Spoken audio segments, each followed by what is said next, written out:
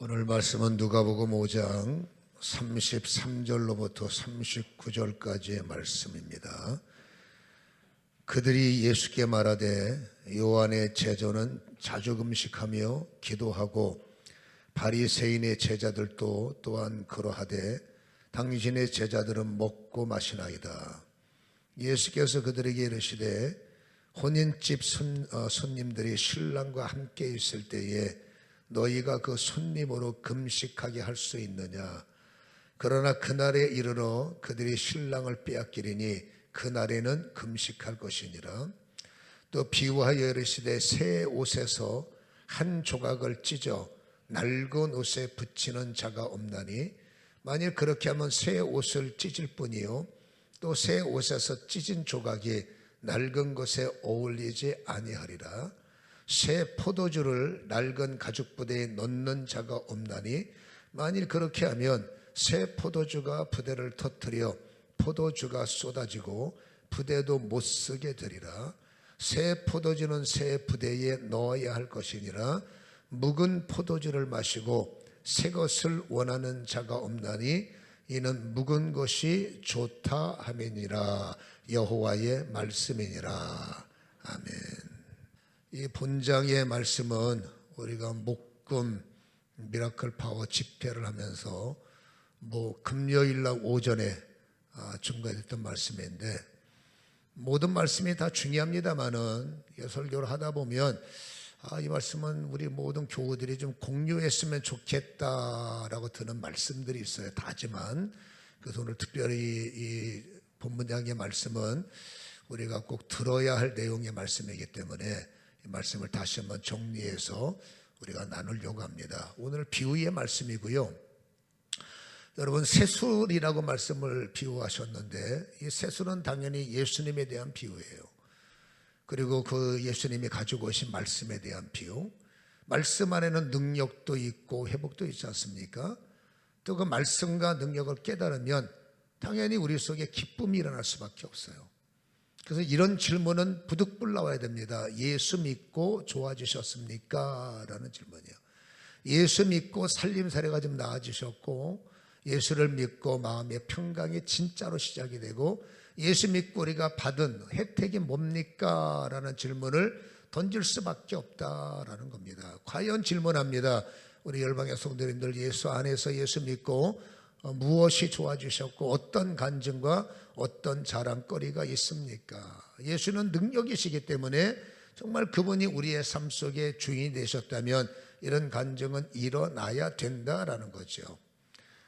그러나 아무런 일이 나타나지 않고 있다 하시는 분도 있고 간혹가다 어쩌다 한번 베데스다 연못가처럼 어쩌다 한번 은혜도 받아요 라는 분이 있을 텐데 예수님이 어쩌다 한번 나의 주가 아닐 것이고 또 예수님은 떠나셨다가 주일날만 떠나셨다가 그 어려움을 당할 때만 그렇죠? 내가 주님을 그렇게 만드는 거지. 주님은 임마누엘 이름이 있지 않습니까? 늘 함께 동행하기를 원하지만 우리는 주님의 손을 놓고 다닐 때가 많기 때문에 여러분 새술 대신 예수님이 능력 갖고 우리의 삶의 형편을 구원하기 위해서 오셨으나 우리가 그 주님의 삶이 주님의 영광이 나타나지 않는다는 것은 새술에 문제가 있는 것이 아니라 이 새술을 담아놓는 그릇에 문제가 있다는 거예요. 여러분 새술은 반드시 새 부대에 담는 게 맞잖아요. 새술이라고 하는 것은 발효하는 힘이 있기 때문에 새 부대에 담지 않고 옛 부대에 이 새술을 깜빡하고 담아버리면 이 새술에 발효되는 힘을 옛 부대가 감당하지 못하고 타져버린다는 겁니다. 그래서 절대로 새술을 옛 부대에 담는 일이 없다는 거죠. 이 비유의 말씀은 예수님은 말씀이란 말이에요. 예수님은 진리의 요청이 있고 예수님은 성령의 역사를 병행하시기 때문에 여러분 예수님을 소위 말해서 새 부대라는 것은 거듭남을 의미하는 건데 여러분 예수를 믿는 순간에 거듭남의 심령, 거듭남의 부대가 되어야 이 말씀이 발효시키는 겁니다. 이 말씀이 작동되고 이 말씀의 역사가 있고 이 말씀의 어떤 힘들이 있는데 옛 성품과 옛 부대는 결국 내가 살아왔던 방식, 나의 철학, 나의 이념, 나의 살아왔던 경험들이 나의 옛 부대란 말이에요. 이 옛부대의 발효의 심에 있는 변화가 새 생명을 주는 주님의 말씀을 담아버리면 여러분 이게 나의 옛 생각이 하나님의 새로운 말씀을 담아내지 못하는 거예요.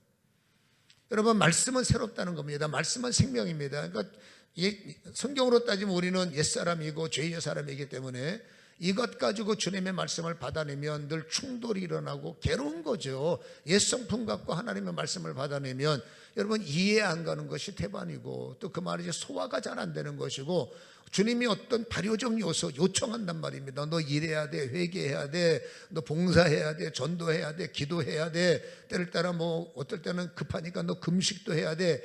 여러분 옛사람으로서는 이게 용납도 안 되고 수용도 안 되고 이해도 안 되고 그가 여러분 어쩔 수 없이 교회에 와 있지만 옛부대의 세수를 담아놓고 보면 계속 내 안에 부대낌이 오기 때문에 여러분 결코 교회에 오는 게 편안하지도 않고 어떤 사람은 견디다 못해 아이고 나하고는 종교가 안 맞아 그래서 포기하는 경우 여러분 술이 잘못된 거냐? 그렇지 않다는 겁니다.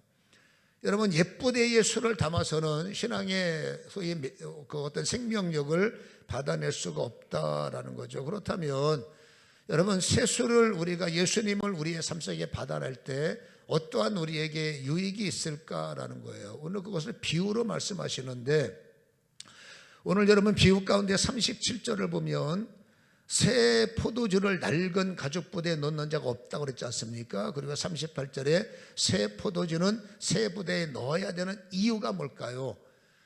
여러분 예수님은 신이시고 예수님은 능력이시기 때문에 예수님이 나의 힘이 되는 순간에 우리에게 차단되는 것이 생깁니다. 그 차단되는 일이 뭐냐? 성도기 때문에 하는 말이에요. 우리 성도들은 일이 생기면 기도를 해요. 어려워지면 여러분 간구를 하고 심한 경우에는 금식도 합니다. 그런데 유대인들은 금식이 빈번해요. 믿음 때문에 하는 금식도 있고 그들은 어려움이 생기면 금식하는 것이 그들의 삶의 빈도기 때문에 오늘 성경에는 금식 얘기를 자주 끄집어내는 겁니다. 근데 중요한 게 있습니다. 여러분 세수는 새 신랑이에요. 이 땅에 오신 예수님을 비유로는 새 신랑이라고 말하고 성도와 교회를 교회라고 신부라고 표현하지 않습니까? 여러분 신부가 신랑을 만나면 여러분 신부의 인생은 더 아름다워지는 것이고 신부의 삶은 더 좋아지는 거죠.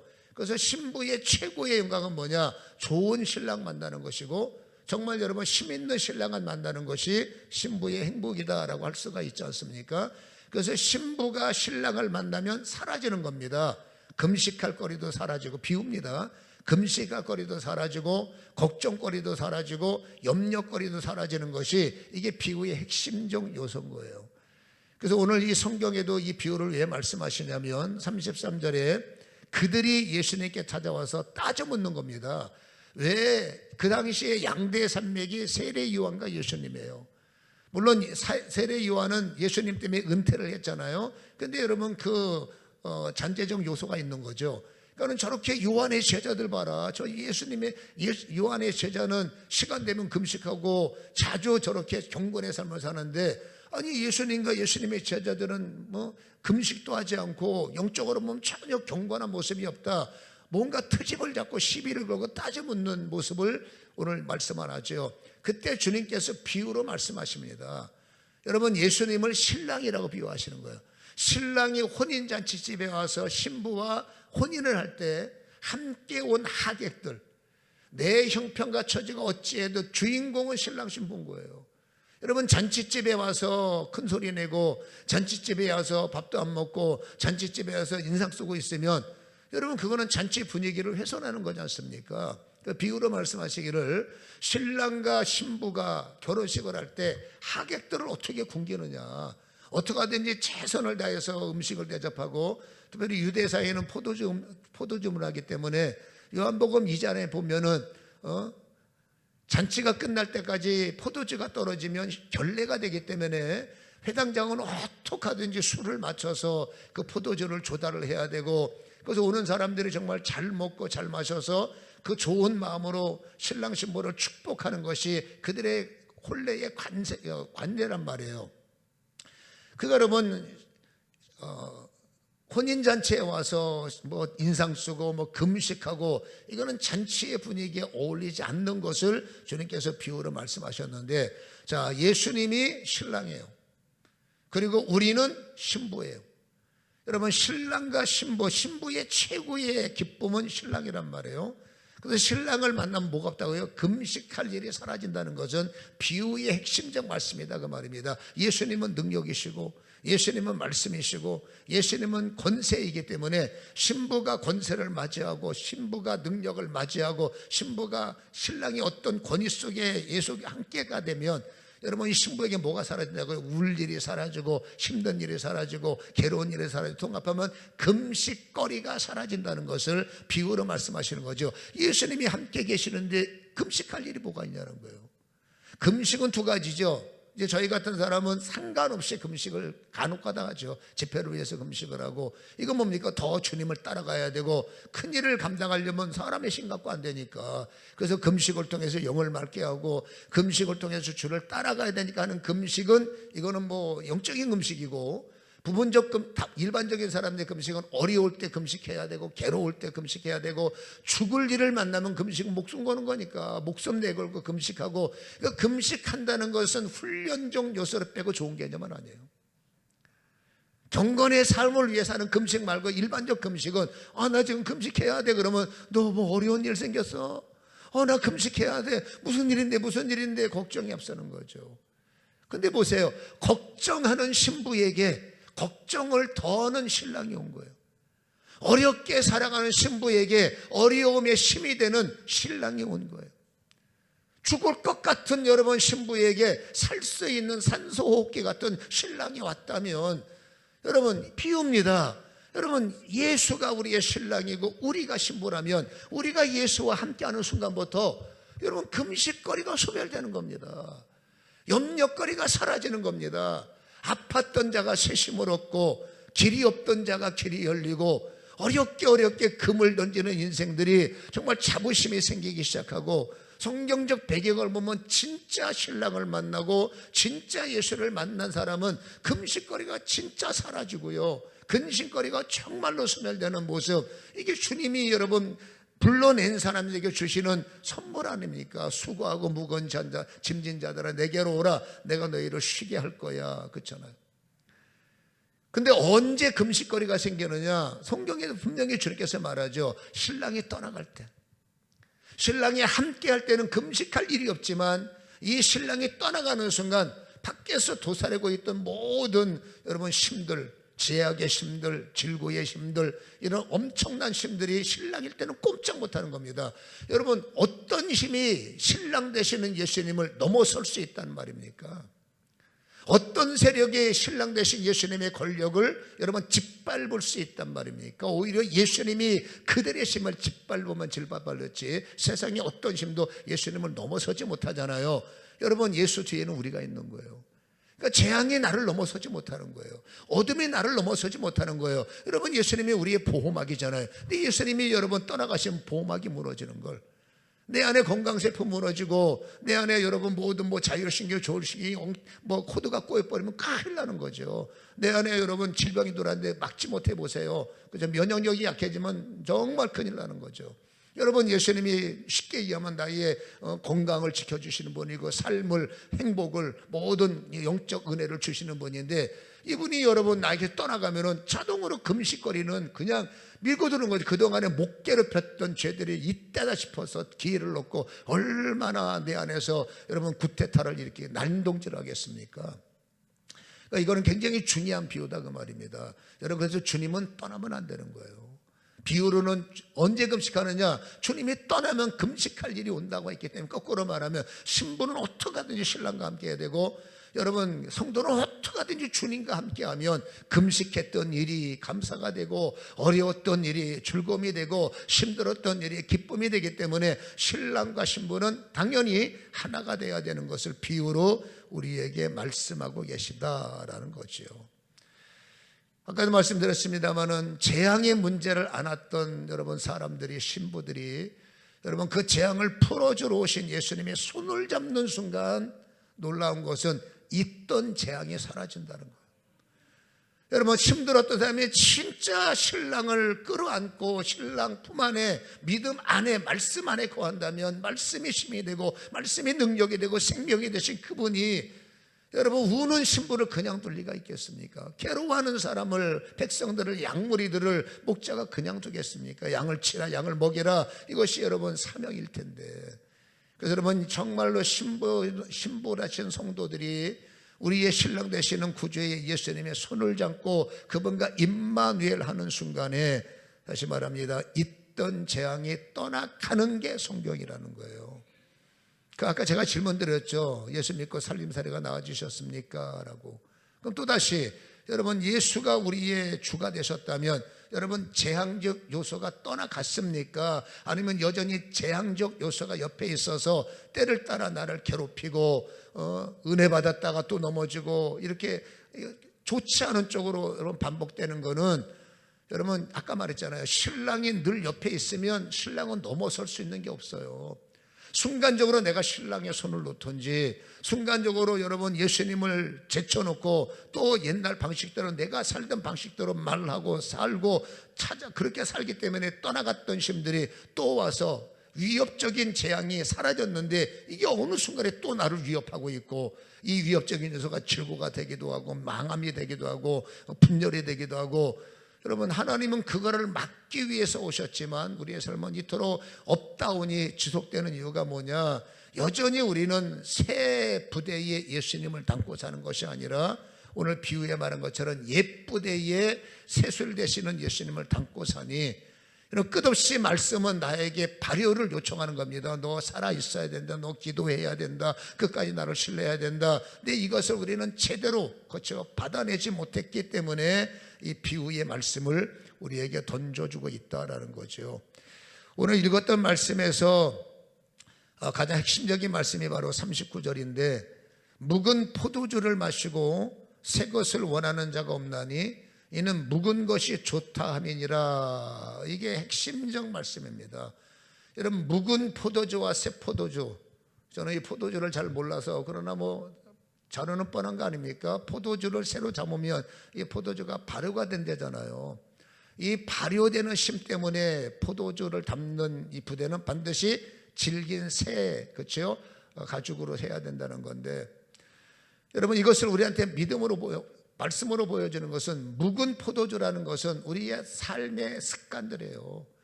이미 발효된 포도주가 발효가 되기 전 포도주보다 맛있다는 거죠. 그러니까 발효된 포도주에 길들여진 사람들, 익숙해진 사람들은 발효되지 않는 그 포도주가 부담이 되는 거고 맛도 덜한 거고 이거 별로 여러분 즐기지 않는 비유란 말입니다. 그래서 여러분 우리는 예배를 드리면서도 하나님께 나오면서도 세술 대신 예수님에게 초점과 포커스를 초점과 임마누엘 하는 것이 아니라 교회에 앉아 있으면서도 나는 묵은 포도주의 나의 습관, 나의 경험, 나의 중심으로 말씀을 해석하고 말씀을 이어 나도 모르는 사이에 말씀이 새 포도주에 담기는 것이 아니라 나도 모르는 사이에 거부하고 이건 아닌 것 같아, 저건 틀렸어, 내 생각에는 하나님 생각이 내 생각에 가둬버리고 가두리에 여러분 하나님의 말씀을 가둬버리면 그 말씀이 무슨 역사가 있겠어요. 오히려 내 생각이 주님 생각 안에 갇혀야 되는데 우리는 어떻게 하든지 묵은 포도주를 좋아하기 때문에 갇히는 걸 싫어하고 내 방식을 끝까지 고수하는 것이 이 비유의 경고다라고 할 수가 있다라는 거죠. 그래서 여러분 내 방식대로 예배를 드리는 것 본인의 자유일 수 있지만 세술 대신 예수님이 나를 살리시고 진리 되신 예수님이 나를 변화시키시고 능력 되시는 예수님이 나의 삶의 자유를 선포하실 때 내 방식은 결코 그렇죠? 바람직하지 않다는 것을 우리에게 말씀을 해주고 있다라는 거죠. 여러분 성경에 주인공들이 있습니다. 이 주인공들은 다 세수를 세부대에 담은 사람들이에요. 여러분 옛부대에 담은 사람들은 견디다 못해 떠나간 사람들, 데라가 바울과 함께 있다 도망치고 유다도 여러 번 좀 예에서 좀 벗어난 경우입니다만 유다도 자기 방식 버리지 못하고 어떻게 하면 팔아먹을까, 어떻게 하면 유익할까, 그러다 결국 대형 사고를 치지 않습니까? 그래서 성경에 나와 있는 의인이라고 말하고 주인공이라고 말하는 사람들은 다 말씀을 내 방식에 담는 것이 아니라 하나님의 진리를 거듭난 마음속에 담을 때 그 말씀의 발효적 심, 그 말씀의 변화적 요청을 거듭남은 기쁨으로 받아내고 감사함으로 받아내더라, 그 말이죠. 그러니까 거듭난 사람들의 인생은 점점 간증이 많아지고 자랑이 많아질 수밖에 없다라는 거예요. 그러니까 이런 사람들이 인생 뒤집기에 성공한 사람들, 세수를 거듭남에, 예수님을 거듭남에 담을 때 자주 했던 말이 뭡니까? 인생 뒤집기를 주님은 요구하시고 당연히 여러분 우리도 뒤집기가 가는 게 지더라라는 것이죠. 여러분, 세수를 낡은 부대에 담고 간다는 것은 이렇게 좀 이해하면 좋을 것 같아요.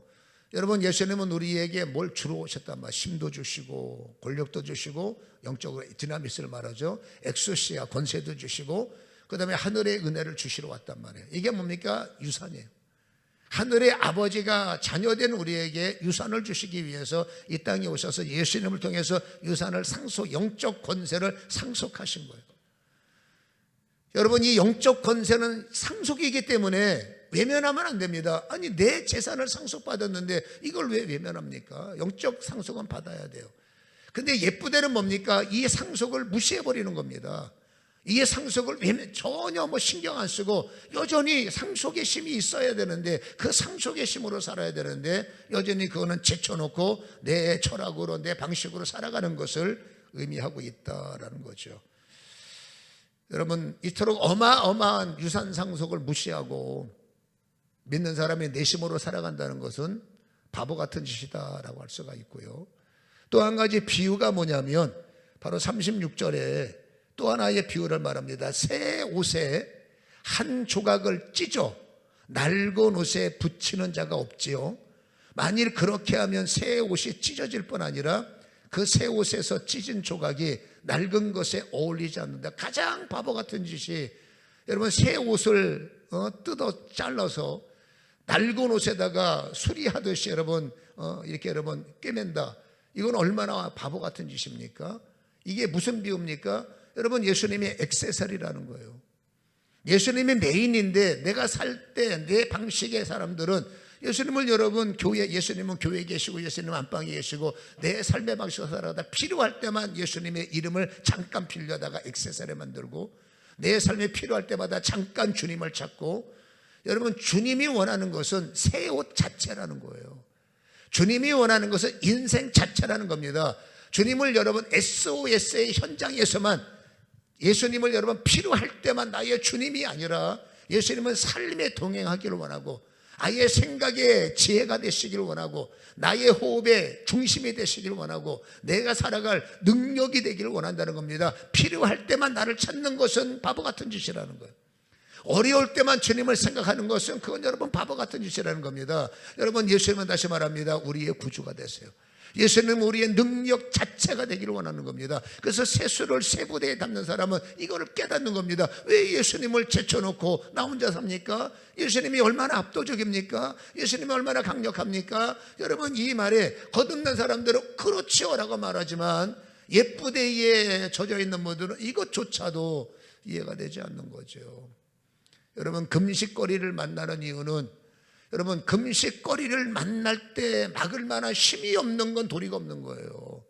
근데 금식거리를 만날 때 우리는, 여러분 보세요, 세술 되시는 예수님, 능력 되시는 예수님, 권세 되시는 예수님, 신부를 위해서 목숨을 건 신랑 되신 예수님, 어떻게 하든 이 신부는 잘 돼야 돼, 여기에 온 힘을 기울이는 신랑 되신 예수님, 이 예수님이 임마누엘이라는 게 맞잖아요. 신랑과 신부는 한 몸 하나가 돼야 되잖아요. 교회와 예수님이 하나듯이 여러분, 우리와 여러분 예수님은 한 몸이 한 마음이 돼서 어디를 가든지 주님이 동행하시고 함께 주님이 일하시고 함께 주님이 역사하실 때 우리는 여러분 금식거리를 만나지 않는다라고 했는데, 주님이 안타까운 비유는 그냥 필요할 때만 액세서리처럼 예수 이름으로 브릿지를 삼고 예수 이름으로 여기다가 조각난 데 붙이고, 이게 여러분 우리 옷이 무슨 각설이 타령하는 사람입니까?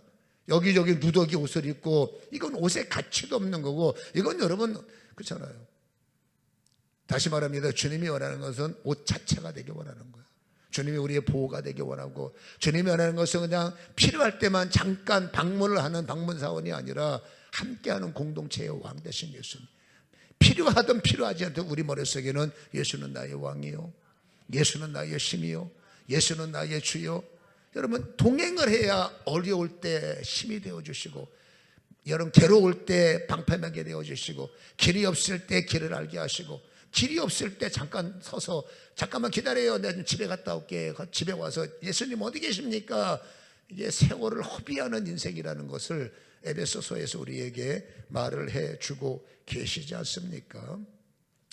예수님께서는 우리의 새로운 보증이 되길 원하시고, 누구도 우리의 가는 길을 막아서지 못하도록 그 일에 힘이 되길 원하시고, 우리의 가는 길에 여러분 누구도 우리를 이기면 안 되는 겁니다. 우리는 지는 인생이었고, 여러분 죄에게도 지고 유혹에도 지고 지긋지긋한 가난과 재앙에도 지는 인생들, 주님이 안타깝죠. 이제 너는 지지 말자, 죄는 이기자, 너는 가난은 이기자, 너는 약함은 이기자. 이것 때문에 오신 분이 우리가 예수님이라면 예쁘대가 아닌 거듭난 방식의 예수님을 깨달아서 이제는 그분이 진짜 나의 신랑이 되시고 진짜 나의 세심이 되심으로 말미암아 우리의 가는 걸음 속에 아름다운 흔적들이 아니라 정말로 열매를 맺는 역사들만 넘쳐나는 저와 여러분이 되기를 간절히 소원합니다. 그렇다면 세 부대가 뭘까 정리는 돼야죠. 세 부대는 거듭남이라고 그랬죠.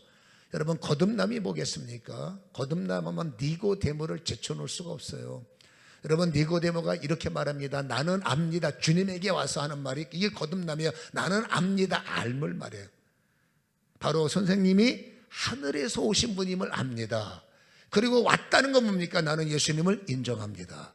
나는 예수님을 영접합니다. 그러면 거듭남이 뭐냐? 세 부대가 뭐냐? 예수님을 아는 것이요, 예수님을 시인하는 것이요, 예수님을 영접하는 것이 바로 거듭남의 핵심이다라고 할 수가 있죠. 이 거듭남이 일어날 때, 거듭남을 받아 예수님을 시인하고 예수님의 이름을 부르고 예수님을 영접하는 순간에 내 안에 그 말씀이 어떤 강력함의 반려적 효과를 일으켜도, 어떤 말씀이 작동을 해도 거듭난 사람, 예수를 시인하는 사람, 예수를 존중하는 사람, 예수를 필요로 하는 사람은 그 말씀이 부담이 아니라 오히려 살리는 호흡과 일으키는 감격을 깨달을 수가 있다라는 것이죠.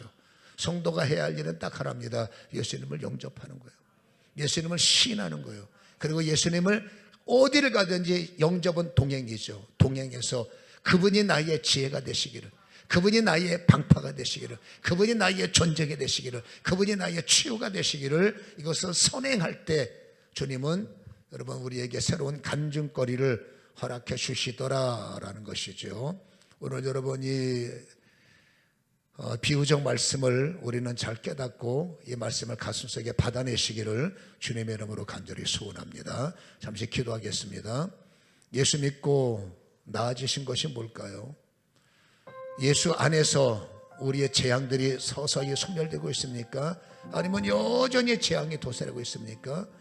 여러분, 세수를 거절하지 않아요. 우리는 세수를 합니다. 예수님 거절하지 않아요. 우리는 압니다. 근데 중요한 거는 왜 재앙이 여전히 나에게 힘이 되느냐고 말이에요. 왜 예수님은 가만히 계시냐고 말입니다. 그게 아닙니다. 여러분, 예수님이 작동하시려면 발효적 역사가 나타나려면 감당할 수 있는 힘, 거듭남이 있어야 된다는 거예요. 우리는 여전히 나도 모르는 사이에 내 방식 갖고 예수님과 동행하고 있어요. 옛 방식 갖고는 연합이 안 됩니다. 연결이 안 됩니다. 그래서 우리는 깨달아야 됩니다. 내가 예수 믿고 내 삶의 변화와 재앙적 요소가 여전히 도사리고 있다면 나는 거듭남을 이해가 부족하다라고 본인은 잘 깨달아야 돼. 하나님 오늘 다시 한번 이 비유의 말씀을 통해서 아버지 예수님을 다시 한번 나의 주로 시인하게 하시고, 나의 방식으로 예수님을 이해하는 것이 아니라 예수님의 진리 안에서 내가 예수님의 진리를 받아내며 예수님의 진리를 아버지와 깨달으며 살아가는 믿음의 사람이 되기를 원합니다. 예수 이름의 생명됨을 시인합니다. 예수님이 나의 능력됨을 시인합니다. 예수님이 나의 구원됨을 시인합니다. 이제부터 영원토록 어디를 가든지 주님이 나의 아버지 구주가 되어 주시옵소서. 힘들 때 나의 힘이 되어 주시옵소서. 세상이 나를 돕지 못할 때 주님이 나의 주가 되심을 인정, 고백, 아버지 영접합니다. 이 시간에 우리를 받아주시옵소서. 예수가 나의 시, 예수가 나의 구주, 예수가 나의 능력, 그대로 나는 믿습니다 하시는 분은 눈을 감고 오른손을 드세요.